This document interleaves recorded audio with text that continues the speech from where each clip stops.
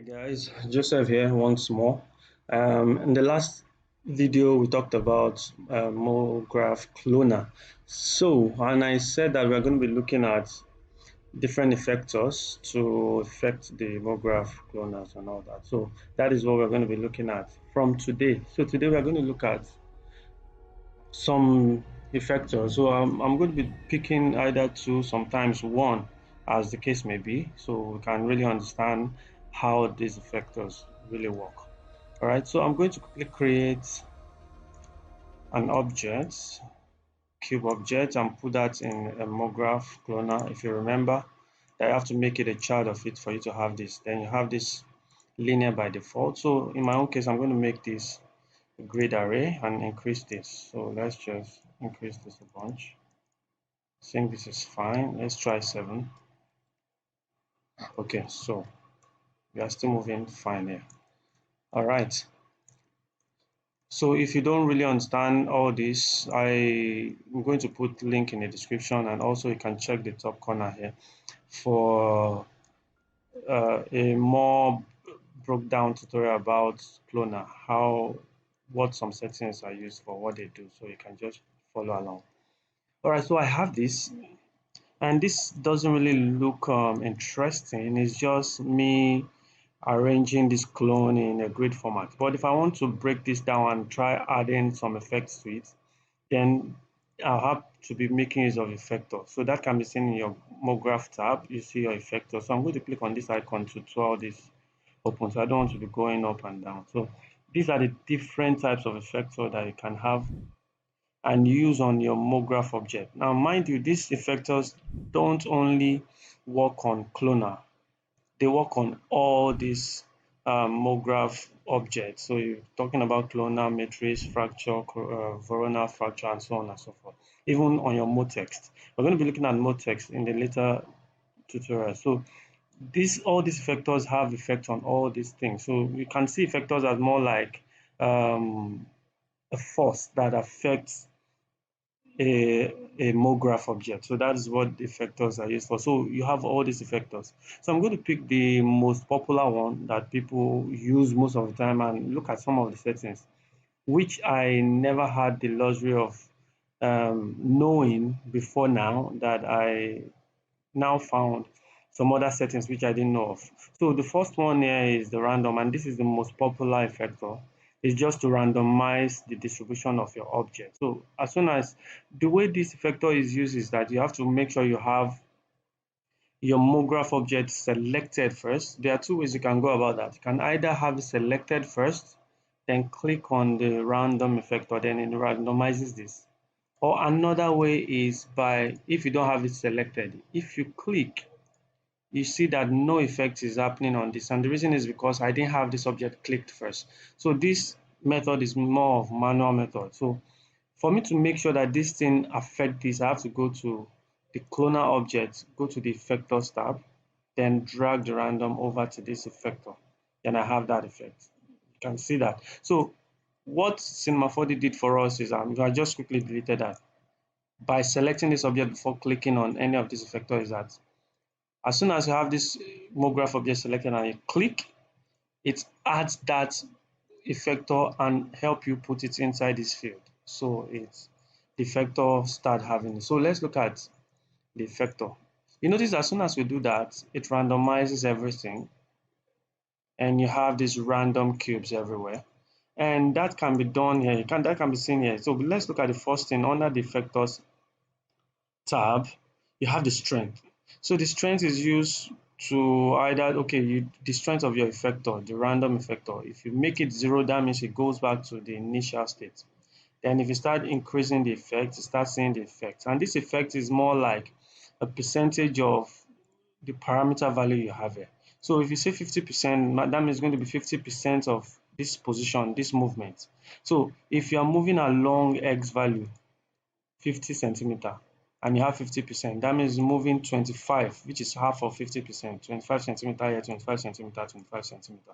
So that's what this strength does. If you want to go to the full strength, that is the full 50 centimeter, you go to 100%. So you have the selection. The selection is used when you have a Mograph selection, and that is here. So we've not talked about Mograph selection. I'm going to be looking at how to use Mograph selection and adding to this. Then you also have your random and your minimum. So your random and minimum, your maximum and minimum field talks about the maximum value you can have and the minimum value you can have. So if you notice, this is our midpoint where my cloner is. So if I deflect towards, if I make my maximum 0, for instance, you notice what happens. I'm only deflected towards the minimum. So it's seeing this negative side as the minimum. All right, if you notice along your z-axis, this is the positive z, this is the negative z. If you look at your x-axis, this is the positive x and this is negative x. And if you look at your y, positive, so it's deflected more towards the negative of each of the axes. All right, so that means this is more like the lowest value to going towards the negative and the highest value. So we have the more deflection on the negative value. That's why I have this. If I'm to take this to 0, we are back to the initial state, just like changing this strength. So that means we are not deflected at all, even if we make the strength 100%, because we don't have a maximum and minimum value. We don't have any deflection. If I want to have 50% towards the positive side, then I make this 50. So I have a 50% random effect. Then just like we had here, if I make this minus 50, so this is more like where we had 50% here. Do you understand that? So that's what this random and maximum and minimum does. Then you now have your random mode. By default, you have random. So it randomizes your objects. Now for your random, you have these options here. So whatever you choose here will determine what you have on that. So this place is more like the property for your random mode. So these two options, I don't really know what they do. I just noticed that if you click here, it changes the positioning and also for index. So, but I don't really know what that does. So if you know, please, you can let me put in the link, put in the description so we can also all learn. Then you have your seed. Seed is used to changing the random effects, randomization of this. So that is what the seed is used for. Then let's look at the mode. So the default is random, so it just randomizes this. You will not also see this effect by the time you start adding different objects here, but I'm still going to get to that. So let's look at the other mode. We have Gaussian. This is another type of randomness you're going to have. You have your noise. It's another type of randomness. But hold on. You notice for noise, you now have 3 more fields. You have your space, you have your animation seed, and scale. So this is to let you know that when you add your noise, you can also, that means this noise is animated. So if I play, you notice there is an animation to this.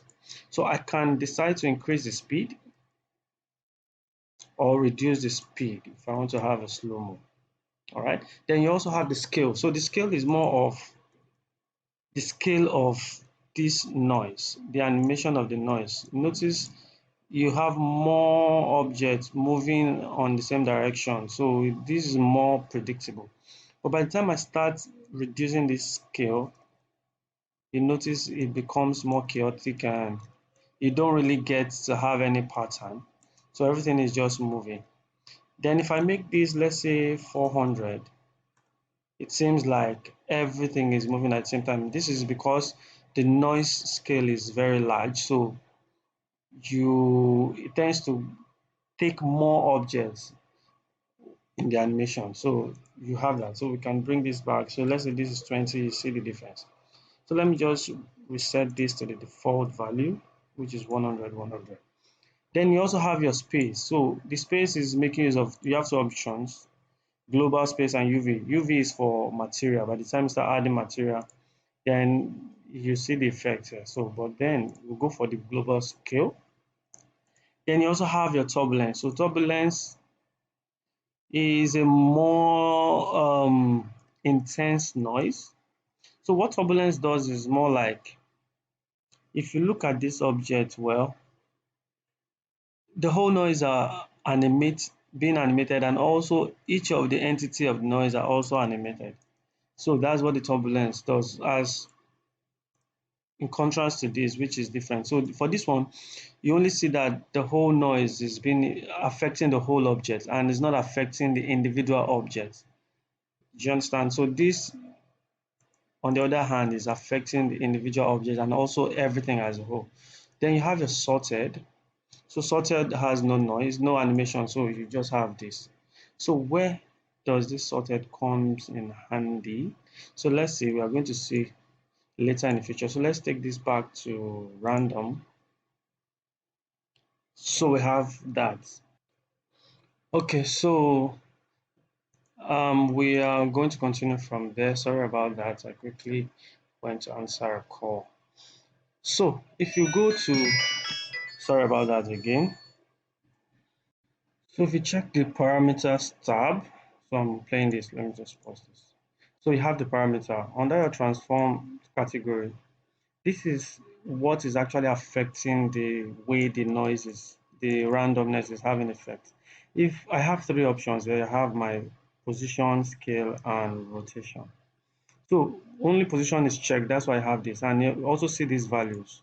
If I cancel these out, you notice you don't have any randomization on this object anymore because there is no parameters to affect that random effect on this object. So if I go to this position, you can see what's happening. Then I can start reducing or increasing this so you have more effects on your randomization. So if I make this 0, 0, 0, and I want to only have effects along my Z axis, then I can go to the Z. So maybe I want to make this 100. You notice the random effect is only along this axis, but if you come here, it's not having any effect here whatsoever, or here at the top. Okay, so it's only having effect along this side. Okay, so that is just to show you that. If I go to my 3 split screen, or yeah, my 4 split screen here, you can see the effects I was talking about here. You can see, so you have no, you only have randomization along this here. So I'm going to go over to this perspective view so you can already get the idea that this value will change this. So if I go back to this effector and change this to noise and play, you notice it only moves along the X value. X is because the noise is only having effects here. So if I want this noise to have effect along the Y axis, all I need to do is just make this 0 and put my Y. So the rate at which it's going to deflect will be dependent on the distance value. So if I make my distance value 20, you notice the deflection is just minimal compared to 100. All right. So that's that. That's one of the parameters. The other parameter you have here is the scale. So if we go to the scale, you don't see anything now, but you can already get the idea. The scale will scale up the value or reduce. So you can either change the individual scale values for all these. So if I want to scale also along the top values, so if I make this 2, notice it scales along this. And this is not a uniform scaling now because you only scale it along the Y value. All right. So if I said I want to scale along the X value and make this 5. So as it's going up, it's scaling along the X axis. Okay. So, but you can always, but if you want to have this uniform scale, you can just click on uniform scale and put a value here. So if I say I want to scale 4, so see what is happening. So it's scaling this object at this 4. So what this means is that it's going to scale this object and multiply. It's just more like a multiple. So if I make it 1, so that means scaling this 1 on like times 1 or times 2 of that. So contrary to what you would think that 1 is more like the 100% of it, so it shouldn't have effect. But here, 0 is the 100%. You don't have any effect. So if I make this 1, so that means it's going to be times 2 of this. And notice some value are going up and some are coming down. So what is happening is because it's taking the positive and negative side. So if you are scaling 100%, so it's going to be positive or minus 100%. So let's say, for instance, the value is um how do I say that? Let's say the value is the size of this object is the cube is more like um 20 centimeter cube, for instance, and I put a value of 1. That means we're going to have times 2 this size, positive and negative. So the range you are going to be having is going to be 10 or 40. Do you understand? Because if you have 20, you have 10, and if you multiply 20 by 2, you have 40. So you are going to be getting up to 10 size up to 40. So between 10 and 40. So that's what this. But if you don't want that effect, you want to clamp this guy, and not go below the 20%, the 20 centimeter. That's where this absolute scale comes in handy. So you can only scale up, you can't scale down. So that's what this. But then, so let's see what this will give us. So you can see the scale also is having effect. So you can see the randomization in the scale of this object. I hope I really explained this uniform and absolutes. I don't know if I did well. So you also have your rotation. So right now, if I also want to rotate this guy and change the randomization of this rotation, I can just change rotation along the heading. You can see as I'm changing this, see this object.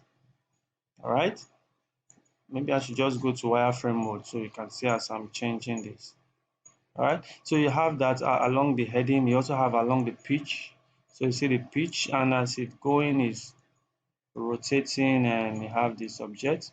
Then you also have along the banking. So this is now looking interesting.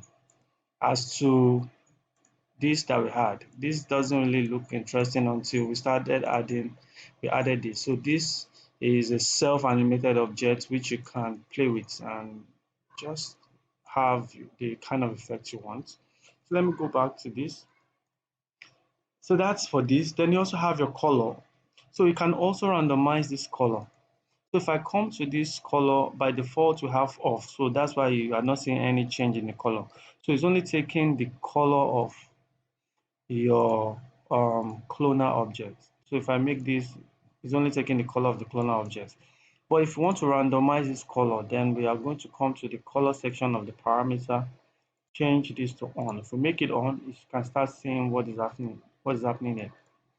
So you are now having random colors working out, and so if you render this, you're going to get that randomization in the color. Okay. All right, so you have that. Then you also have this you can also make a defined color. You can define your color by choosing a particular color, and that is what you are going to get. All right, so you also can change this alpha strength. So let's take this back to on. So it takes this random color. I kind of like this random color. All right, so you can also look at this alpha strength. So if we go to alpha strength, you start taking the alpha, the strength of this guy. So now, how do you understand this color coding? Okay, so notice you get rid of the other color and just works with white and few of this color here.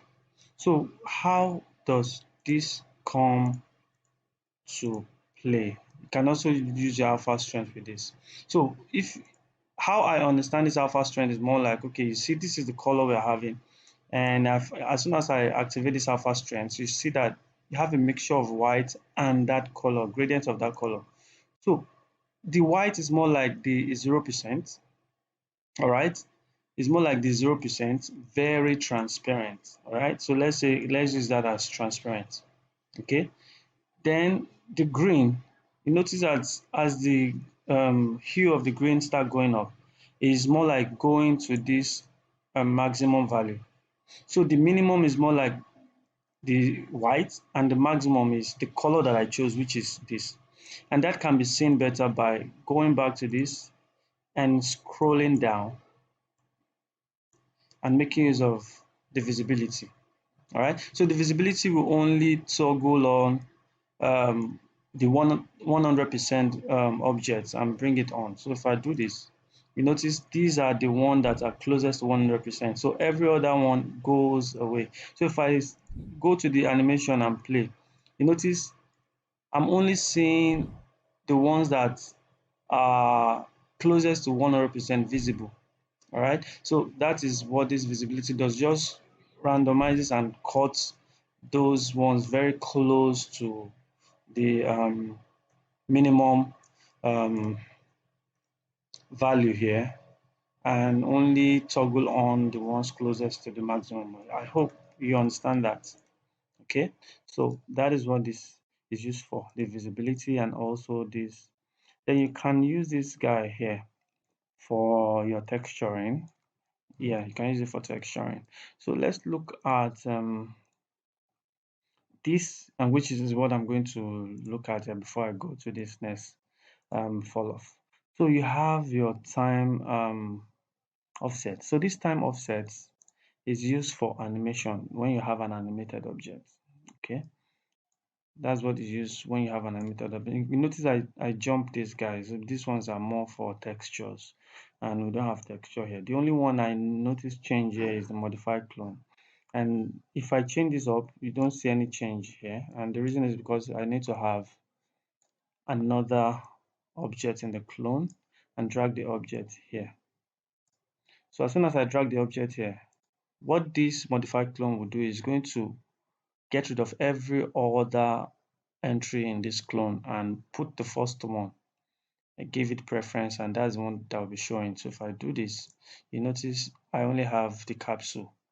All right, just few of the cube. So it's giving this capsule preference over the cube. So if I want the cube, I put the cube on top and have more of the cube and less of that. So that's what this modified clone, I feel it does here. Okay, so I go to the all right, so what I have here is I have a connect object that is connecting these two plane objects. So this is the one I animated.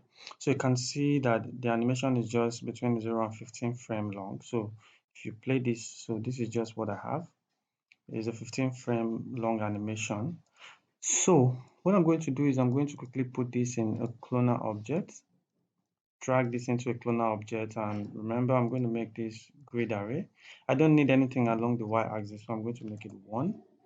And for this, maybe I'll make this, let's just start increasing this until we good. So let's try 7 on all sides. So if I play this, you notice this becoming slow.